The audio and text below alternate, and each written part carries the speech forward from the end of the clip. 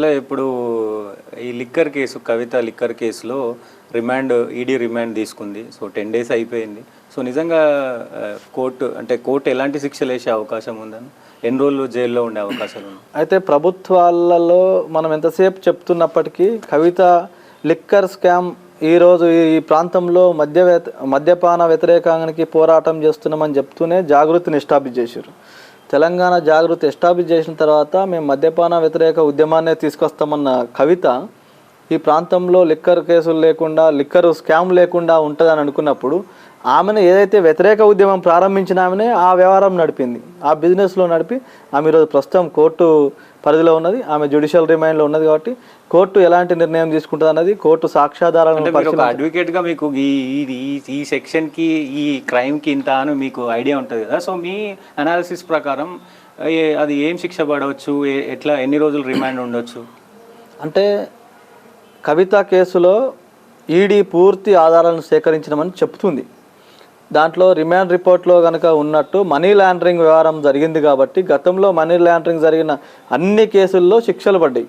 కానీ ఈ కేసులో కూడా ఆ కోర్టు ఏదైతే ఉందో కోర్టు పరిధిలో సాక్ష్యాధారాలను పూర్తిగా పరిశీలించిన తర్వాత కోర్టు తీసుకునే నిర్ణయానికి మనం ఇప్పుడే చెప్పలేం. కాబట్టి కోర్టు ఏదైతే నిర్ణయం తీసుకుంటా అనేది తెలుసు. ఇప్పటికే జైలు నుంచి బయటకు ప్రెస్ నోట్లు రావడం, లిక్కర్స్ కేసులో అరవింద్ కేజ్రీవాల్ కూడా అరెస్ట్ కావడం, అంటే ముఖ్యులందరూ అరెస్ట్ అయిన తర్వాత అందరినీ ఒకే దగ్గర ఉండి విచారించే అవకాశం ఈడీ తీసుకుంటుంది. కాబట్టి అందరూ ఒకే దగ్గర ఉండి విచారణలో చెప్పే విషయాలు కూడా బయటకు వస్తే ఆ స్టేట్మెంట్ల ఆధారంగా కోర్టు వ్యవహారం నడుస్తుంది. సో ఇంకో విషయం, ఈ బీజేపీ కక్షపూరిత కుట్ర అని చెప్పి కూడా ఇట్లా మాట్లాడుతున్నారు. సో ఎందుకంటే అరవింద్ కేజ్రీవాల్ కావచ్చు, ఇంకొక ముఖ్యమంత్రి, జార్ఖండ్ ముఖ్యమంత్రి ఎవరో లోపల వేసిన ఈడీ అనిపించిన పరిస్థితి కనబడుతూ ఉంది. మోడీకి వ్యతిరేకంగా ఎవరు ఇది చేసినా కానీ ఈడీని పంపిస్తుండు అని చెప్పేసి వాదనలు వస్తున్నాయి. ఎట్లా చూస్తారండి? అంటే ఏదైనా అంశాన్ని చట్టం దృష్టిలోనే మనం చూడాల్సిన అవసరం ఉన్నది. రాజకీయ పార్టీలకు వ్యవహారాలు వేరు, చట్టం దృష్టిలో వేరు. వీరు నిజంగానే బీజేపీ కనుక చేసి ఉంటే బీజేపీ ఎలక్షన్ల కంటే ముందే చేస్తే ఈరోజు కొన్ని సీట్లు పెంచుకుంటుండే. కానీ చట్టం దృష్టిలో అది చట్ట పరిధిలో ఉంది కాబట్టి చట్టం తన పని తాను చేసుకుంటూ పోతున్న క్రమంలో కొన్నిసార్లు లేట్ కావచ్చు, కొన్నిసార్లు ముందు కావచ్చు. ఒకవేళ బీజేపీ ముందే కనుక చూసి ఉంటే ఎలక్షన్లలో వాళ్ళు కొన్ని సీట్లు సాధించుకునే అవకాశం ఉండే. ప్రతిపక్షాల నుంచి ఆరోపణలు ఏమున్నాయంటే ఎవరైనా అక్రమాలు చేసిన వాళ్ళు ఈడీ నోటీసులు రాగానే బీజేపీలోకి పోతారు, వాళ్ళపైన కేసులు ఉంటలేవు. ఇట్లాంటి కేసులలో అయితే ఈడీ నోటీసులు వచ్చిన పార్టీల నేతలు కనుక ఎవరన్నా పార్టీలు మారితే, బీజేపీకి కానీ కాంగ్రెస్ కానీ ఏదైనా పార్టీకి మారితే కనుక ఇప్పటికైనా ఆ పార్టీ సొంత పార్టీ నేతలే గుజరాత్లో కానీ అటు బీహార్లో కానీ మీరన్నట్టుగా అక్కడ కూడా సొంత పార్టీ నేతలు కూడా ఈడీ నోటీసులు ఇచ్చి రిమాండ్ చేసిన దాఖలాలు ఉన్నాయి. మనం దాన్ని పార్టీల కోణంలో కాకుండా చట్టం దృష్టిలోనే చూడాల్సిన అవసరం ఉన్నది. సో తెలంగాణలో ఇప్పుడు పెద్ద ఎత్తున గతంలో రావుల పాలన, నియంత పాలన నడిచిందని ప్రజలు అనుకుర్రు. చాలామంది మన ఉద్యమ నాయకులు కావచ్చు, ఇంకా చాలామంది అనుకున్నారు. సో ఇప్పుడు రెడ్ల పాలన నడుస్తుంది అని కూడా వస్తున్నాయి కామెంట్స్. ఏం చెప్తారు? బీసీలను ఎందుకు తొక్కేస్తున్నారు? ఏ పార్టీ అయినా సరే, ఇప్పుడు బీఆర్ఎస్ కావచ్చు, బీజేపీ కావచ్చు, అటు కాంగ్రెస్ ప్రభుత్వం కావచ్చు, ఎందుకు బీసీలని 90% ఉన్న బీసీలని ఎందుకు తొక్కుతుందంటారు? అంటే రాష్ట్ర వ్యాప్తంగా కుటుంబ పాలన జరిగిందనేది అందరికీ జగమెరిగిన సత్యం. కుటుంబ పాలన అనేది జరిగింది. నిజంగానే పార్టీలు కూడా ఒకే కమ్యూనిటీకి కూడా అవకాశాలు ఇచ్చినాయి. ఈరోజు వరకు కూడా ఈ జిల్లాలో కూడా రావుల పాలననే జరిగింది. నిన్నటి ఎలక్షన్లలోనే రావులను తీసేసి ప్రజలు తీర్పు ఇచ్చారు.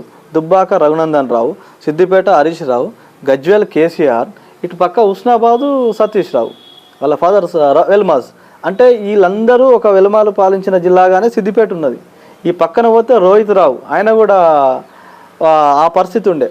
కానీ ఇప్పుడు జనాలు ఆలోచించారు, నిజంగానే బీసీలలో చైతన్యం లేక కాదు, చైతన్యం ఉండి రావట్లేదు రాజకీయాల్లోకి. నిజంగానే ఒక రెడ్డి కమ్యూనిటీ కనుక ఉంటే ఈ సిద్దిపేట కాన్స్టిట్యున్సీ కానీ దుబ్బాకలో కానీ ఉన్న 36,000 ఓట్లకు, అంటే 2 నియోజకవర్గాలలో 36,000 ఓట్లున్న రెడ్డిలు ఈరోజు రాజ్యం ఏలే పరిస్థితికి వచ్చింది. నిజంగానే బీసీలో 1,00,000 ఓట్లున్న బీసీలు కూడా ఎక్కడ అధికారం కోసం ఆలోచించట్లే, ఏదో పార్టీలు ఉండి వ్యవహారం నడుపుతారు. ఈ మెదక్ కాన్స్టిట్యున్సీకి వచ్చే వరకు 9.5 లక్షల ఓట్లు ఉన్నాయి. 9.5 లక్షల ఓట్లల్లో వెలమల ఓట్లు తిప్పి కొడితే 2,000 ఓట్లు లేవు, రెడ్డిల ఓట్లు 1,00,000 ఓట్లు లేవు. బీసీల ఓట్లు 6.5 లక్షల ఓట్లున్న బీసీలు ఈరోజు చైతన్యం కాలేకపోతున్నారు. అంటే ఏదో ఒక పార్టీలో ఉండి లేదా ఆర్థికపరమైన అంశాలు కానీ లేకుంటే వర్గ విభేదాలతోటి కానీ సతమతం అయిపోయి ఈరోజు రాజ్యాధికారం కానీ రాజకీయం కానీ ఎదగలేకపోతున్నారు. నిజంగానే ప్రజా ఉద్యమాలు ఉన్నది బీసీలు ఎస్సీలు ఉన్నారు. నిజంగానే ఆ ఉద్యమాలు చేసిన దాంట్లో వాళ్ళెవరు, అణచివేతకు గురైన దాంట్లో వాళ్ళే ఉన్నారు, రాజకీయ పార్టీలకు పనిచేసిన దాంట్లో కూడా వాళ్ళే ఉన్నారు. అయినా కొన్ని సామాజిక వర్గాలు వేల మీద లెక్క పెట్టే కుటుంబాలు ఉన్న సామాజిక వర్గాలు ఈరోజు పాలిస్తున్నాయంటే అది ప్రజలు ఇప్పుడే చైతన్యం అవుతారు. రానున్న రోజుల్లో వచ్చే ఎన్నికల నాటికి కూడా పూర్తి స్థాయిలో అవగాహన అయి ఇప్పటికే చైతన్యం అవుతుంది సమాజం. ఆ చైతన్యమైన సమాజం రానున్న రోజుల్లో ఓటును కూడా చైతన్యం చేసుకొని బీసీలు రాజ్యాధికారం కానీ ఎస్సీలు రాజ్యాధికారం కానీ ఇటు బహుజన రాజ్యం అనేది రాబోతుంది అనేది నాకు బలమైన నమ్మకం ఉంది. సో ఈ ఉమ్మడి మెదక్ జిల్లా చూసుకుంటే ఇప్పుడు ప్రజెంట్ రఘునందన్ రావు కావచ్చు, వెంకటరామరెడ్డి కావచ్చు, సో కాంగ్రెస్ నుంచి బీసీకి ఇచ్చారు. నీలం మధుకి అసెంబ్లీ ఎలక్షన్లలో కొంచెం వెనుకబడి ఉన్నాడు. సో నీలం మధు ముదిరాజు ఎజెండాతోటి తెలంగాణ రాష్ట్రం మొత్తంలో ఒక ప్రభంజన సృష్టించిన వ్యక్తి. సో ఈ ఎంపీ ఎలక్షన్లో ఏమైనా గెలిచే అవకాశాలు ఉన్నాయంటారా ఎట్లా మరి? నిజంగానే కమ్యూనిటీ పరంగా ఆలోచిస్తే కనుక నీలం మధు ముదిరాజుకు ఈ ప్రాంతంలో ఉన్న 6 లక్షల ఓట్లు ఆయనకు వన్ సైడ్ వస్తున్నట్టు భావించాలి. కమ్యూనిటీ పరంగా ఆలోచిస్తే కనుక ఈ ప్రాంతంలో కమ్యూనిటీ తక్కువ ఉన్న ఈ జిల్లావాసి కానటువంటి వెంకటరామరెడ్డి కానీ కమ్యూనిటీ ఓట్లు లేని రఘునందన్ రావు కానీ ఎక్కడ కూడా డిపాజిట్ కూడా వచ్చే పరిస్థితి లేదు.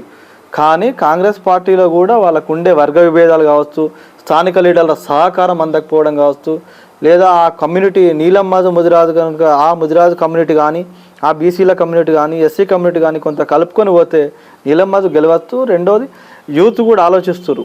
ఎంతసేపు ఉన్న యూత్ కొంత రాజకీయ చైతన్యం రావాలి.